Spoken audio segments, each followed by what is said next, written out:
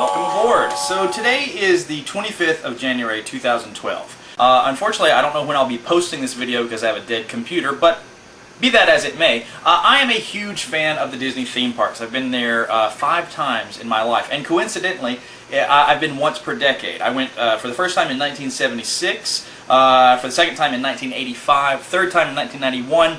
I went with my own children in 2007, and then my most recent trip was a couple years ago in 2010. And I have amassed a pretty good collection of Disney memorabilia, or Disneyana as they call it. And yesterday I got a big package in the mail. And inside this box is something that I've been wanting literally 21 years. But before we crack into it, because you're like, you got it yesterday, how come you haven't opened it yet? Well, I've waited this long, I can wait a little bit longer. Let's look at this in the proper context, alright? So besides being a big Disney fan, I'm also a big Star Wars fan. Okay, I mentioned Disney first because I went in '76, but Star Wars came out in '77, and that had arguably an even bigger impact on my life. So now let's flash forward to about 1987, 10 years after Star Wars has come out. I'm at the local comic book shop and I'm flipping through magazines and I see this little cover right here, Star Tours. What is this all about? Mickey Mouse and R2-D2 and C-3PO? Am I in heaven? Come on! This sort of fueled my imagination for the next couple of years. It wasn't until the '91 trip that I actually got to ride Star Tours for the first time, and I vividly recall being in the gift shop, looking around thinking, where's the Captain Rex action figure and where's the StarSpeeder 3000 toy? And alas, I was disappointed for a very long time. But I am an old school action figure customizer from the old Kenner days. So I took care of a few things. I took an FX7 Kenner figure and made an approximation of Captain Rex, RX-24. Now you can see where the existing nose was, I drilled in some eyes. Originally there was a black visor here made from a G.I. Joe visor. I don't know where that's gone missing to. I also added some semicircles here to the side of the head, try to give it a more Rex look. And I think these were styrene plastic cut from an old R2-D2 model kit. Also, this particular FX7 was missing a hand here, so I drove a nail in there and added, I think, a piece of a space shuttle, the old Canada arm on the space shuttle from another model kit. And, you know, since he had multiple limbs, FX7 was a good choice. And since his head could go up and down, he was also a good choice. And then I removed the base of it, which left you with a hollow shaft there inside the figure. And right here you can still see a glue mark where I had actually put in a piece of red plastic representing the remove before flight tag visible on Rex in this photo here. And I cut that from a piece of Transformers Tech Spec decoder. Unfortunately the one that I cut and glued onto the figure as long as it's missing, as is the visor. I even made little figures of the G2 Goosebots. Now from the neck down, this is an existing toy robot, some Japanese toy. Little robots like this were very common in the 80s since Star Wars was so popular and robots were so popular. So this guy had originally a spherical head that I removed, turned it upside down, and painted it to be the probe droid from Star Wars. So it was definitely an afterthought to turn the body into G2-9T or G2-4T. And what I did was I gave him the welding backpack. This is actually some little cylinders, half cylinders, that are from, again, the R2-D2 model kit. And then I gave him a speaker from inside R2-D2's innards. And then the neck and the 2 tubes of the head are just cut from model kit plastic sprue, trees, you know. And then the antenna is actually half of a watch pin that I glued on there. And then painted him silver and did some very crude detailing, I think with paint markers. Now I only had one of the Japanese robots, so to make the other one, I guess this is G2-4T, he's just scrap plastic. His feet with the little triangular toes, again, are things that came from the R2-D2 model kits, as is the little speaker there. This piece right here, making his butt and his little wiggly radar tail, is from some G.I. Joe toy. I think it was the rolling machine gun. I think that's the piece that the wheel attaches to so it can be either down or up. The hands on this figure are actually cut from a little birthday present, very cheap plastic motorcycle. Those are the handlebars of the motorcycle. And again, sprue plastic, and again a watch pin for the antenna. Now what I had less experience at doing back in those days was customizing vehicles. But hey, I figured if I can't find a StarSpeeder, I'll make one instead. Now please, be kind. I was in my early 20s. So I go to the store and I find this, obviously it's a toy van. And I thought, well, that sort of has the shape of an intergalactic tour bus to it. I could maybe slap a coat of paint on it. And with very few resources to go by, and certainly I didn't carry around the Starlog magazine to the store with me, I bought it. Said, I'll see how it looks. So I had to do a lot of modification, remove the wheels, obviously. Now back here I had to cover up the wheel wells, and that's just like a thin piece of cardboard in there, and then some laminating plastic put over this entire square right here. And then gave it a coat of white paint. Had to cut a droid socket to fit a Kenner R2-D2 figure there. And originally inside there was a droid socket receptacle. I had to crudely cut down the top of a can of deodorant, and then that was electrical taped up inside there. And you can see there's a piece of, let me open the back door here. There's a piece of more of this white construction paper that goes there to sort of block some gaps that were in the existing toy. And the laser cannons came from some He-Man model kit that my cousin had that he was junking. So I grabbed those and cannibalized them. And hand drew the labels, hand drew the lines, and actually put a bolt in there to accept the Rex figure that I had made from the FX7. And this item I found last year in my parents' attic while I was looking for some of my old Ghostbusters stuff, and I said, oh, hopefully Disney is going to have that StarSpeeder 1000 toy ready by Christmas of this year. I'm going to take this home with me too, and just hang on to it in case I want to shoot a video comparing the two. And this little guy's been with me for the last 20 years. This has been in an attic for the last 20 years. So let's 21. So let's put him on his bolt for the first time since. All right, there we go. Not bad for a little bit of imagination, a little bit of fun, and trying to fulfill a need, you know, that I really, really wanted to have this particular item.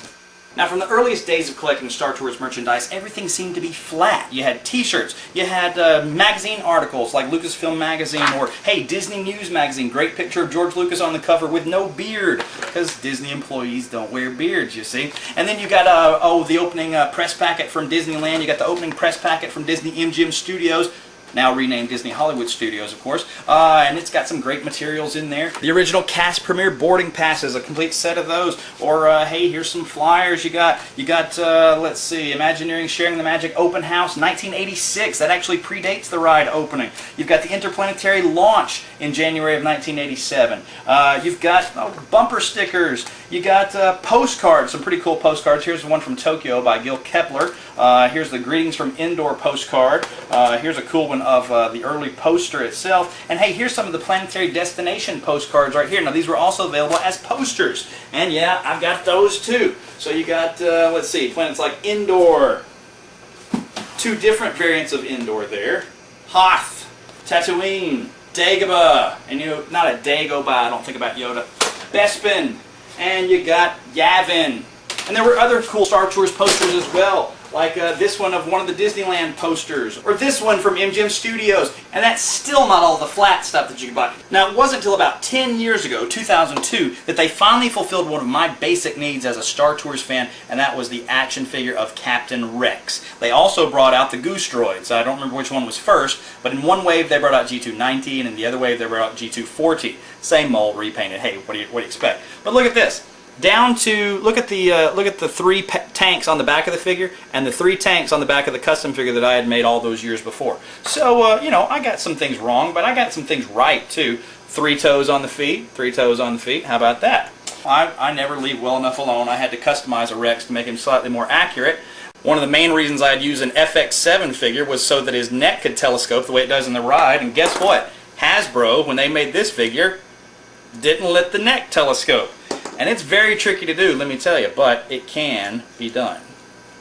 So I also painted the visor black and redetailed the face a little bit differently there.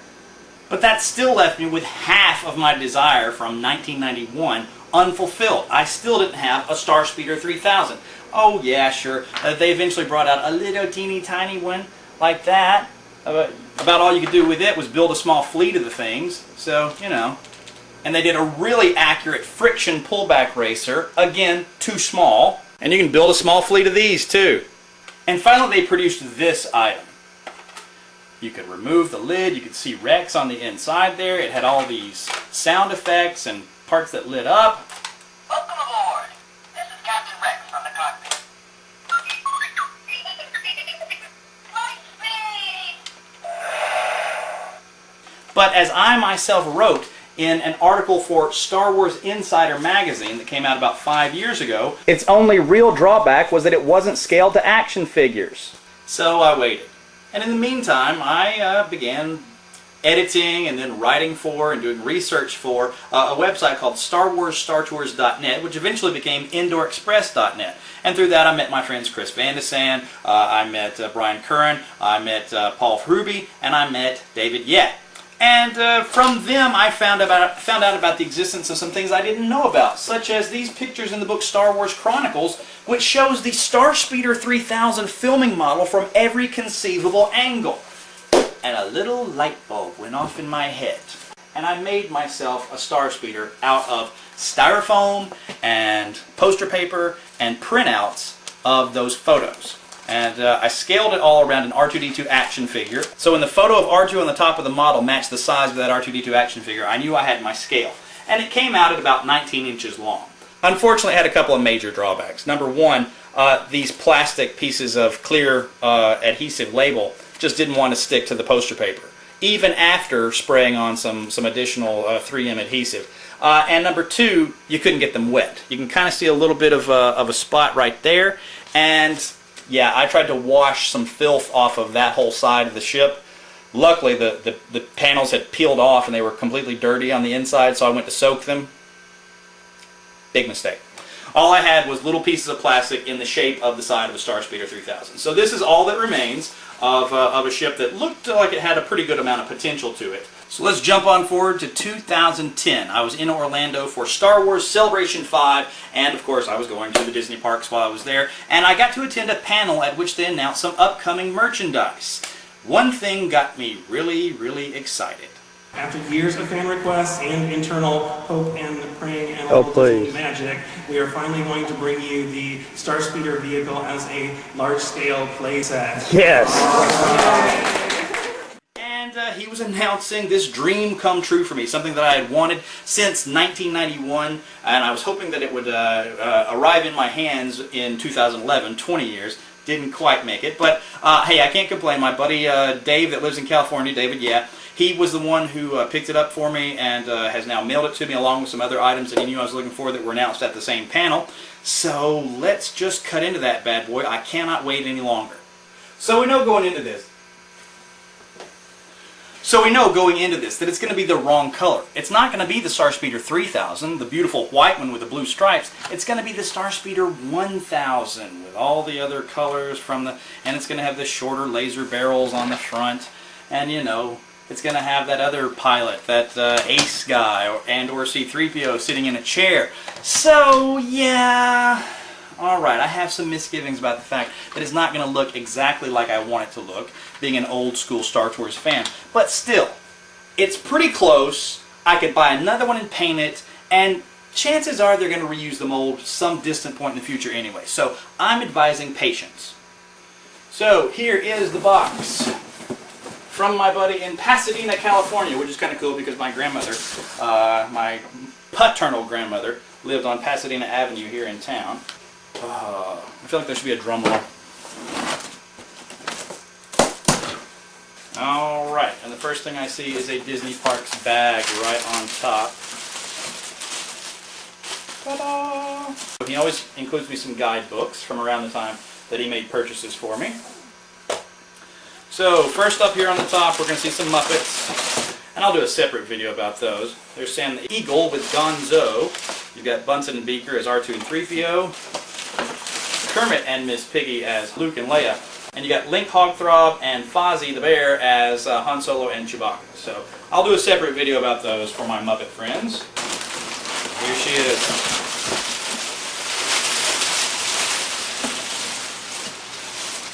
StarSpeeder 1000.